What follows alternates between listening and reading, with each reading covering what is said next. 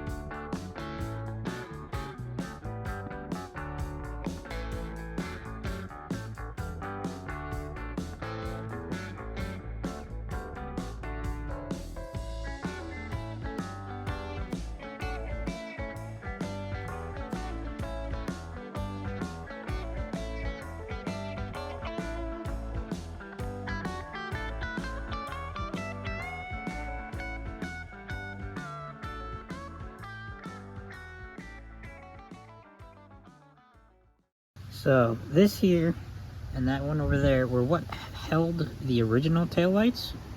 I have new taillights to go in, but I think I'm going to use these stocks to make some new taillight brackets. Because they're already here, they already have a hole that matches up right there perfectly. They already match the patina of the truck, I just need to make them work with the new lights. Odd thing is, this one's bent and comes up. This one for this side was like this, and it's like a flush mount.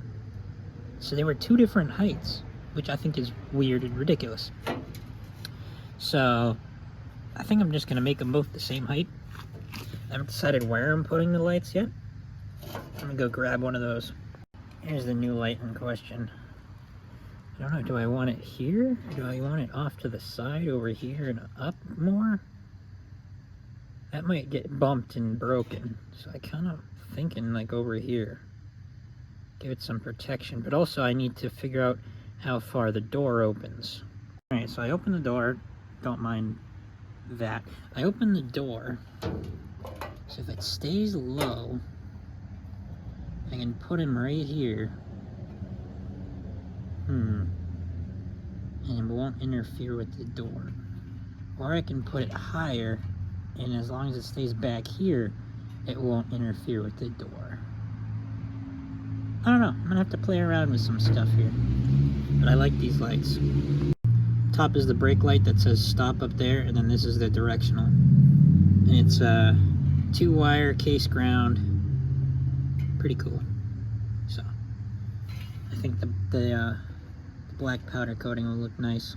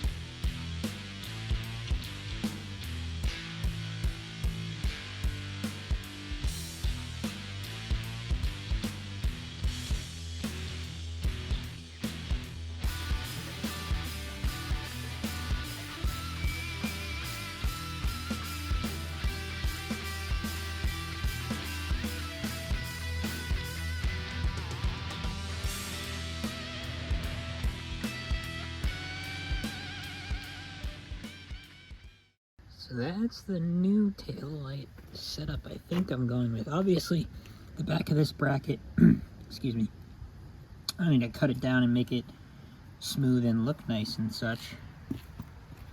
And then drill a hole in the bottom here to get a bolt here to get some more movement this way and that way, with this way and that way, just so I can back them up and aim them differently if I need to. I'm liking how this is looking. And then let's look from back here. Yeah, that's looking cool. That's looking nice. I like it. I'm gonna do it.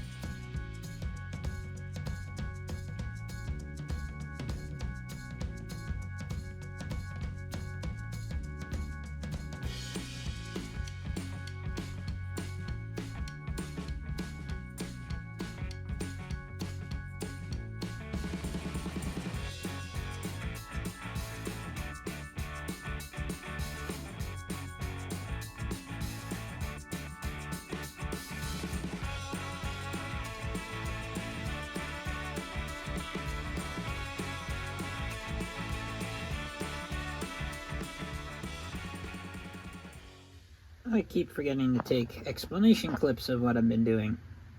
So I'm going to put one in here now. I rebuilt that whole corner there with sheet metal because it was all rotted out. So that's in there, got some gussets in there.